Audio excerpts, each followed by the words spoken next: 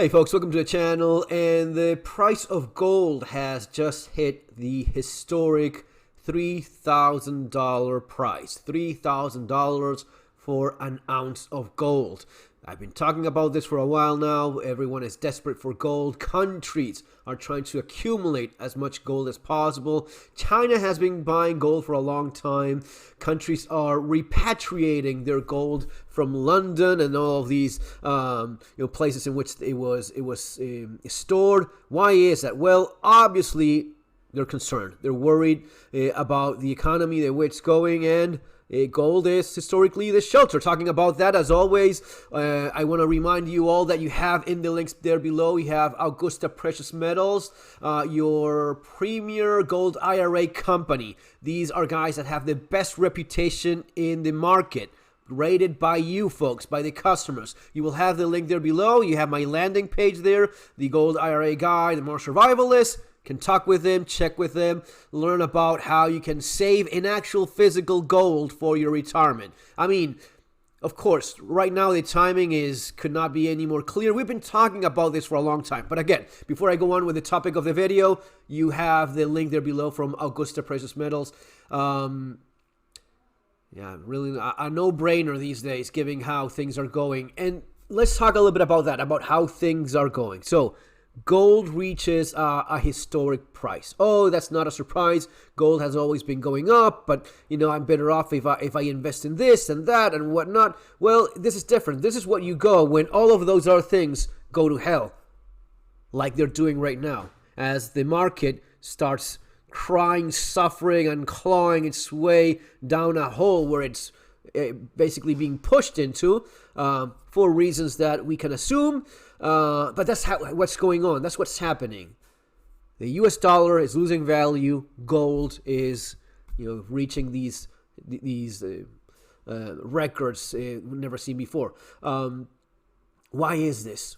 Well, there's a number of reasons. You have the tariff war. You have the market being super scared. This is not just because of the tariffs. This was already going on with Joe Biden, right? So I'm not having any dog in this fight about, the Republicans, Democrats. I'm just analyzing what we have in front of our eyes. We see that the dollar has been going this way. It is true that with a tariff war, as you are the currency basically used by the entire world, if you bring that down, it's not free. There's gonna be a very expensive price to pay, and not everyone will pay the same way. I was just checking. This is the scary part, right? The intentional aspect of falling off a cliff like this. Why is this being done? Why is the US dollar intentionally being devaluated? This is against the euro, but no matter what other currency you look at, the dollar is simply going down in price. Again, that's why you want to have these things, all right, so as to keep you protected as your savings start taking a big hit. One of the things some of the people close to Trump have said is we need to be more competitive. I think that at some point even Trump has said that they need to bring the dollar down. It needs to be more competitive, more competitive. This idea of intentionally devaluating the dollar so as to be more competitive. This idea of having tariffs on a number of things, because, wow, if I'm not going to buy wine from Europe, then we'll buy more local wine, right? Well, no, it really doesn't work that way. First of all, the idea of free market, of libertarian values, which a lot of people, on the right usually appreciate, there's a big conflict here. I was just watching one of the guy in charge of wine and champagne trade from Europe saying we already had an arrangement, we already had a deal with the producers in the United States, specifically in California. We were good. We had agreed on how we were working around this, the prices that we were setting, the production. The free market in that specific aspect was A-okay, was doing fine. They had a agreement signed and everything was fine. Now you throw this wrench into the system, and all of a sudden, oh yeah, and you know what the guy was saying? Well, we're not selling anymore. Okay, we lose 27% of our business. All right, that's gonna be it. Basically, at 200% tariffs, we'll just not. We're simply not selling. It is not that the producers of the United States can take up that. There's no way in which they can do that. So what you will see is, you will see the prices go up, not because of the tariffs. They're just saying, I'm not selling a 200% tariff. You will see the price go up because of a basic aspect of market, which is demand, offer versus demand. If there is not enough, well, it will go up in price. Why? Because it's so much greater? Because it's better? No, because there's really nothing. So will the producers in California be happy about this? Yeah, kind of, maybe for a while. And then what? This is not as if you can just magically, maybe years from now you will have more production, right? How many years? And this is the thing that a lot of folks don't quite understand with this protectionist kind of tariffs is it's never good. Going against freedom, going against free market, it's never good, right? And the idea of I'll become more competitive by doing this, I'll become more competitive by having a cheaper currency. Dude, that's the kind of, you're going to compete? I heard Trump say, well, we want Apple doing things here. You want to be an Apple worker like in China? That's the plan? I don't see that. First of all, you cannot do this from one year to the other, right? You cannot convince Americans to work like Chinese labor in the United States. Probably you don't want to have the life standards of the Chinese. You don't want to have those working hours. You don't want to have those wages. Those are what allowed the iPhone to be produced at the price that it was being produced and have the market that it has, which is we make cheap phones in China.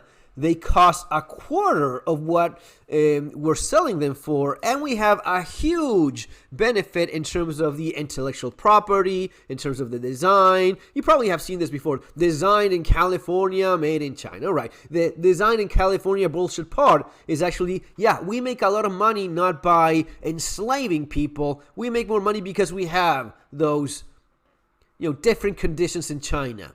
So you want to turn now the United States into China and be competitive in production of cheap workers? In fact, it just doesn't make any sense. At least the way I see it, at least not for the average American, right? The average American with this plan of devaluating the US dollar, that is fucking terrible. I know this for a fact. How is it that I know? Because I've been through this. I know exactly what I'm talking about. You guys that have been following the channel know perfectly well because I wrote this book, Surviving the Economic Collapse, which is based on the experience of going through something very similar in Argentina. Before this happened, we had these tariffs and protectionist governments that would not allow anything in. Do you know what it's... Of course you don't. How could you? You have no idea what it's like to not find anything made abroad. Anything brought from abroad is like, oh, you have something, what, from China? Wow. You have something of quality made in Japan? Maybe some Chinese crap, that's allowed in. But anything that you actually...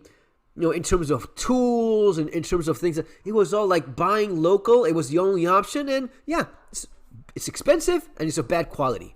That is what happens every single time in which you have these tariffs. I'm not saying there's no reason to have any tariff at all. This is about negotiating and having an agreement with other countries and other economic groups and so on. I mentioned before how the Mercosur, that's the union of countries in South America, negotiated with the European Union. 20 years negotiating. It wasn't a tariff war. It was a very intricate, complicated negotiation. Oh, but if I sell this to you, then we're hurting over here. All right, so you balance everything until you reach a place where everyone is okay with.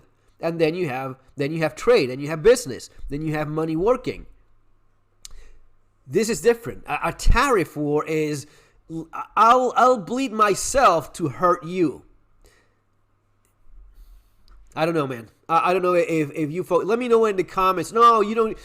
Let me know how you're dealing with all of these things, if you're seeing benefits in your specific market, in your industry. No, you know what, we're doing great because of this or that, or no, we're really getting hit because of this. It was freaking Elon Musk saying that he needs steel and aluminum. That's the guy that's standing right next to the president, right?